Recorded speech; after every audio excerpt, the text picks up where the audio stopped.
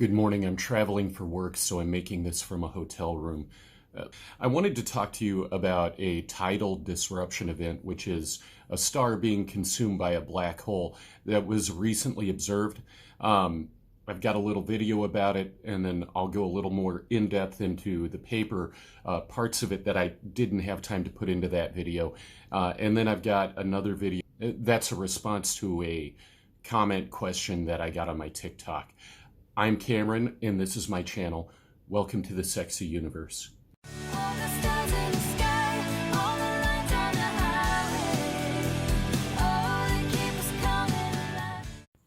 This video was created by NASA. This is called a tidal disruption event. I don't know why they call it that. It's a destruction event. And you can see that star just getting ripped apart and stuck in the orbit of that black hole. And eventually it'll be consumed. So a good question is, how much energy actually comes out of that, and how long does it actually take for it all to happen?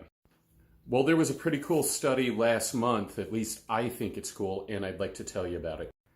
So this is the name of the study, and it was actually done by a bunch of researchers from MIT. They used data going from 2012 to 2022 from sky surveys. The galaxy this study focused on is in Aquarius, about here. I want you to keep your eye on this star. That star is Fomalhaut. I don't know if I can pronounce that right. It's in the southern fish, Pisces australis, one of the brightest stars in the southern hemisphere. And just going back to this image so you can take a look again. There's that bright star right there, Fomalhaut. And if we zoom in about 130, 140 million light years, we find our galaxy. Pretty cool. This graph looks a little bit weird, but it's where this galaxy sits in the UV spectrum. The galaxy is this right here. It's represented by that red block. And you'll notice there's this here and this whole clump up here, and then in the middle you kind of have this empty range denoted by green line. Basically, that green line is the green valley. There's not many galaxies there. They use blue, green, and red to denote high energy, medium energy, and low energy UV light coming out of a galaxy. And basically, the less high energy light is coming out of it, the older it is. So young galaxies are producing lots of stars, and older galaxies are kind of done with that. So this is NGC 7392 in regular light, and it never changed. It always looked like that during the whole course of the study. And looking at it in infrared light, that's what it looked like in 2012. And that's what it looked like in 2014. And that's the difference. So here's this galaxy that is now just suddenly completely lit up from one of these disruption events. So how long does that last? Each of the dots above represents 6 months. So all that light jumps out in 6 months and then slowly scatters away over 7 years. That's how long it lasts. All right, just going to run through a few things real quick right here from their paper. One of the first things I wanted to point out is with the data the researchers collected, they were able to estimate the mass of the supermassive black hole that's at the center of this galaxy. Using the carbon and oxygen spectral lines, they estimated it at 10 to the 7.5 solar masses, so about 31 million times the mass of our sun. Using the calcium absorption lines, they were able to estimate it at 10 to the 7.8, which is about 62 million times the size of our sun. So their median estimate is 44.7 million times the size of our sun. They also looked at the possibility that instead of a tidal disruption event, this could have been a superluminous supernova. If you're not aware of what those are, it's basically an event where a star at least 8 times the mass of our sun collapses in on itself. Because it's so heavy, it's it produces antimatter in the core of the star, and that antimatter then reacts with matter there in a huge annihilation event. And all the material is blown clear from the force of the explosion. So there's basically no remnant, not even a black hole. And these authors went ahead and said, first of all, this galaxy is much heavier than you typically see those in.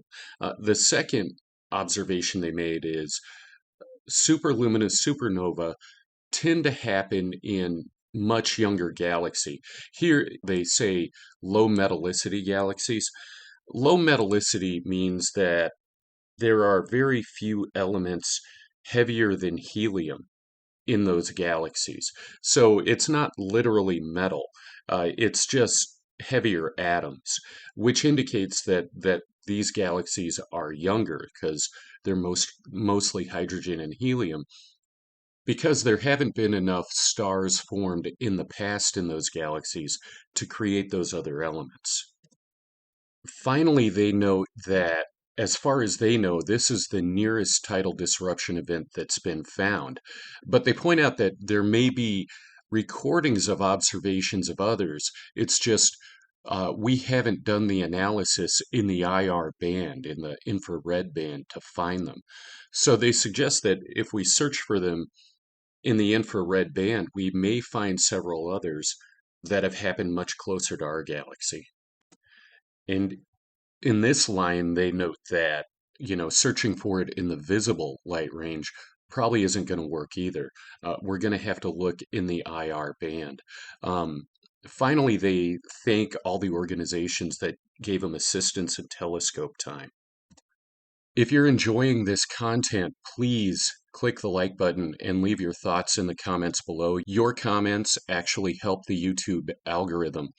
I'm going to end this with a video that was in response to a comment that I got on my TikTok channel, and then I'll just lead into the theme song at the end. Thanks for listening, and I will see you next time on the Sexy Universe. Snack Pack Attack's comment is, when's it our turn to get sucked into a black hole? I looked a few things up. It's estimated there's somewhere between 100 and 400 billion stars in the Milky Way. There's a stellar collision about every 10,000 years. This is a pretty cool study. It's actually more of a mathematical model.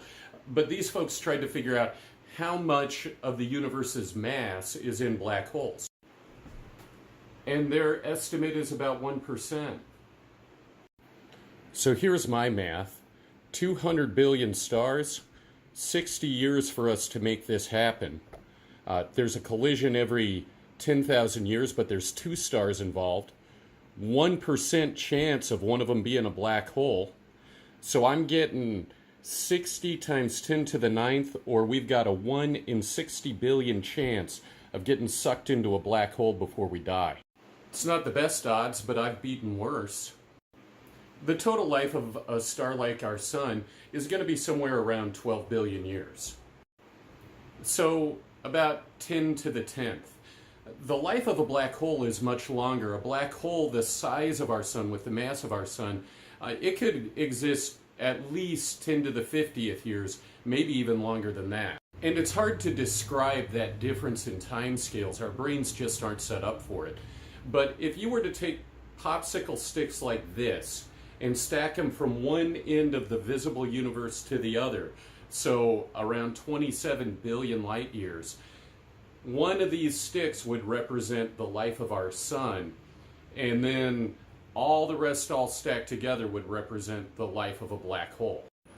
So when something is just running around a galaxy for that long, it's going to suck up a lot of stars just because it's going to be around to do it. So these little black holes could be like Roombas running around our galaxy. Here's where our sun sits in the Milky Way. It actually goes fast enough that it can't escape from going toward the outside of it, but it could go up or down. And it would be fast enough to escape if something could deflect our trajectory. So that's a possible way to escape the getting sucked into a black hole thing. So I'm going to use this little video to show the local group of our galaxies. There's the Milky Way, and there's Andromeda, and here are all the other galaxies in our local group, and they're all running toward each other. So even if you could escape our Milky Way, you're going to have to dodge all those other objects from the local group as they come toward us. And eventually they're all going to merge, and all their supermassive black holes are going to merge together. So I think if we're patient enough, almost all of us eventually get pulled in.